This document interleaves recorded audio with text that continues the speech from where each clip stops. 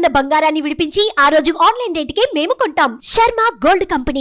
Investigation చేస్తే kitchen లో fire అయినట్టు తెలుస్తుంది. ఎట్లా అయింది అనేది ఇంకా మనం మొత్తం రబుల్ పడిపోవడం వల్ల అక్కడికి వెళ్ళి కరెక్ట్ గా మనం ప్రిసైజ్ గా ఏంటి కాజ్ ఆఫ్ ఫైర్ అనేది ఇప్పటికి ఇంకా చేయలేకపోతున్నాము. So still it is under investigation. కానీ 6 o'clock ఇక్కడ తెలిసినట్టు 6 o'clock ఫైర్ అయిందంట. సో వాళ్ళు ఇనిషియల్గా ఫైర్ సేఫ్టీ సిస్టమ్ వాళ్ళు ఉంటారు కాబట్టి they try to put it off. But since it went out of control they called us at 6:12. So 6:12 call చేయగానే పక్కనే ఫైర్ స్టేషన్ మాదాపూర్ 6:16కి 6:17కి మా ఫస్ట్ వెహికల్ ఇక్కడ ఉండింది.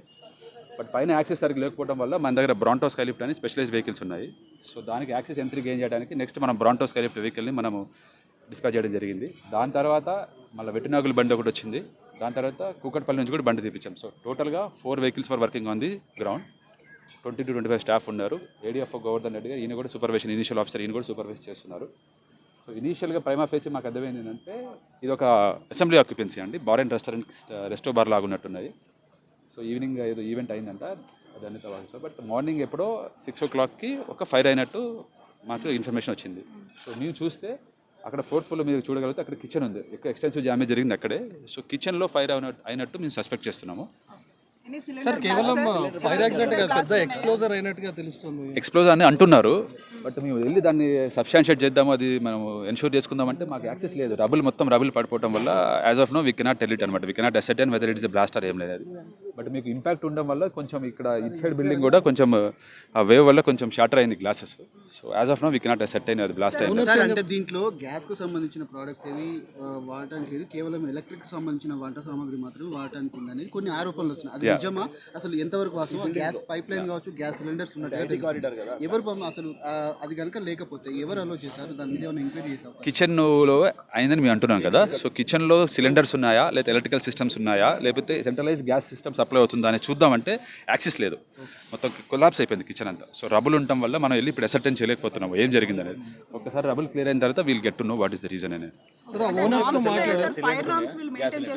ఫైర్ అయినప్పుడు అది స్ప్రింక్లర్స్ ఉంటాయి, అవి ఓపెన్ అవ్వాలి, కానీ అసలు ఆ ప్రాసెస్ అంతా ఉన్నదా?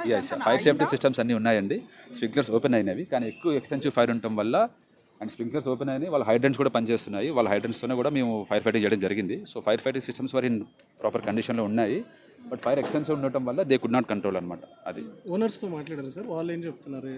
ఓనర్స్ ఫైర్ సేఫ్టీ పర్సన్ ఒక ఉన్నారు, ఆయనతో మాట్లాడాము. ఆయన అయితే ప్రస్తుతానికి అయితే కిచెన్ అని చెప్తున్నారు. సో మేము వాళ్ళు చెప్పింది కదా మేము అసర్టైన్ చేసుకోవాలి కాబట్టి. So we're not able to gain access to the seat of the fire అనమాట. సో వన్స్ విల్ గెట్ చుట్టూ సాఫ్ట్వేర్ కంపెనీస్ ఉన్నాయి సార్, ఇక్కడ బార్ అండ్ రెస్టారెంట్ ఇవి నడుస్తూ ఉన్నాయి. అసలు పర్మిషన్ ఉన్నదా వీటికి ఇక్కడ నడవడానికి? చుట్టుపక్కల అసెంబ్లీ ఆక్యుపెన్సీ అండి, ఇది అసెంబ్లీ ఆక్యుపెన్సీ ఉంటాము. సో ఎన్ఓసీ ఉంది, అసెంబ్లీ ఆక్యుపెన్సీ కాబట్టి అన్ని నామ్స్ మెయింటైన్ చేశారు వాళ్ళు. సెట్ బ్యాక్స్ ఉన్నాయి, ఆయన ఫైర్ సేఫ్టీ సిస్టమ్స్ ఉన్నాయి, పంప్ రూమ్స్ ఉన్నాయి, FCC fire command control room ఉంది, అంతా ఉన్నాయి. So everything is there, norms అన్ని ఫాలో అవుతున్నారు. సో ఎన్ఓసీ ఉంది వాళ్ళకి. పక్క బిల్డింగ్ ఎఫెక్ట్ అయింది అంటున్నారు. అక్కడ ఉన్న వాళ్ళకి ఎవరికైనా ఇంజరీస్ అవ్వడం? పక్క బిల్డింగ్లో ఎవరు వర్క్ చేసుకుంటున్నారంట, వాళ్ళకి గ్లాస్ అవ్వడం వల్ల చిన్న చిన్న కట్స్ అయినాయి ఒక ఇద్దరికి అంతే. హ్యాండ్కి ఏదో కట్స్ అయినాయి అంట. సో మేజర్ ఇంజరీ ఏం లేదు. అంటే ఇప్పుడు స్ప్రింక్లర్స్ పెట్టినా కూడా ఇంత పెద్ద మొత్తంలో ఇన్సిడెంట్ జరిగింది. కేసు ఎవరైనా ఉన్నా కూడా అది ప్రాణాపాయం కోల్పోయేటటువంటి అవకాశం కూడా ఉండేది. సో ఎందుకు మరి అది హెవీ ఎక్స్ప్లోజన్ ఉండడం వల్లనే కంట్రోల్ అవ్వలేకపోయిందా? ఇది అదే చెప్తున్నా కదా, ఎక్స్ప్లోజన్ అయిందా లేదా ఏమైంది అనేది ఒక్కసారి మాకు ఆ కిచెన్లోకి ఎక్కడైతే ఇది ఉందో సీట్ ఆఫ్ ఫైర్ ఉందో అక్కడికి యాక్సెస్ వస్తే మేము కంప్లీట్గా ఇన్వెస్టిగేషన్ చెప్పగలుగుతాం అంటే. అనేది క్లియర్గా తెలుస్తుంది కదా సార్, చాలా దూరం వరకు లేదు అంటే గ్లాస్ ఫసైడ్ కాబట్టి మీరు చూసారా ముందు వరకు దాకా కూడా వచ్చి బేసికలీ అదంతా గ్లాస్ ఫసైడ్ కాబట్టి హీట్ అయినప్పుడు గ్లాస్ బ్రేక్ అవుతుంది. సో ఆబ్వియస్లీ రబుల్ అనేది స్ప్రెడ్ అవుతుంది. So as that you cannot ascertain that explosion అని. సో మొత్తం గ్లాస్ ఫసైడ్ కాబట్టి హీట్ అయినప్పుడు glass will obviously break. So అదంతా షాటరింగ్ అవుతుంది.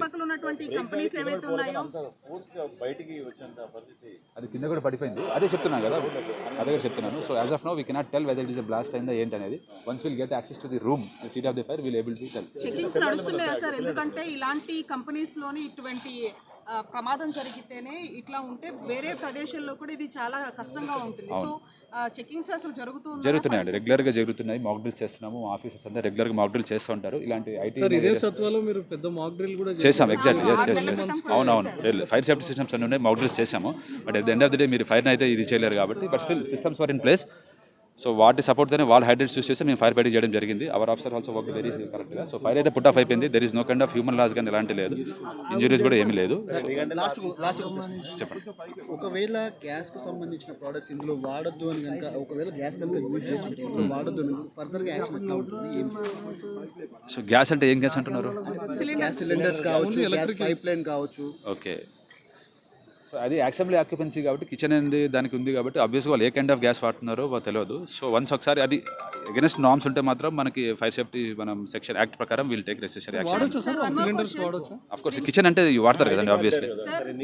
లేదు అని స్ప్రింక్లర్స్ అంటున్నారు సార్, ఉండేవి, ఎంతవరకు ప్రమాదం జరిగినప్పుడు అవును, అవి అవును, నివారించడానికి అవును. అలాంటి స్ప్రింక్లర్స్ ఇలాంటి సమయంలో ఏమాత్రం కూడా అంటే అంత ఫైర్ లో కూడా కంట్రోల్ అవ్వకపోతే ఎలా సార్ మరి దానికి ఫర్దర్ గా? ఎందుకంటే నష్టం కానీ అటు ఎవరైనా చిక్కుకున్నా కూడా వాళ్ళు కూడా ఇబ్బంది పడే అవకాశం ఉంటుంది కదా. అవును, స్ప్రింక్లర్స్ ఉండటం వల్లే ఎక్కువగా స్ప్రెడ్ కాలేదంటాం మేమైతే. సో స్ప్రింక్లర్స్ యాక్టివేట్ అవడం వల్లనే సో ఇంకా డ్యామేజ్ అంతా కొంచెం కంట్రోల్ అయింది. But end of day sprinklers ఎంత ఉన్నా కానీ ఫైర్ ఎక్కువ మనకి ఇప్పుడు క్లాడింగ్ మెటీరియల్ కానీ లోపల మన ఇది కంబస్టబుల్ మెటీరియల్ ఎక్కువ ఉంటే కంబస్టబుల్ మెటీరియల్ ఎక్కువ ఉంటే సో అంత ఇది అవ్వదు అనమాట. So end of the day your hydrant systems అన్ని they have to come in to play. Sprinklers they are only at the initial stage అనమాట. Once the fire spreads out of the control, sprinklers don't come in to play, other hydrant systems will come in to play.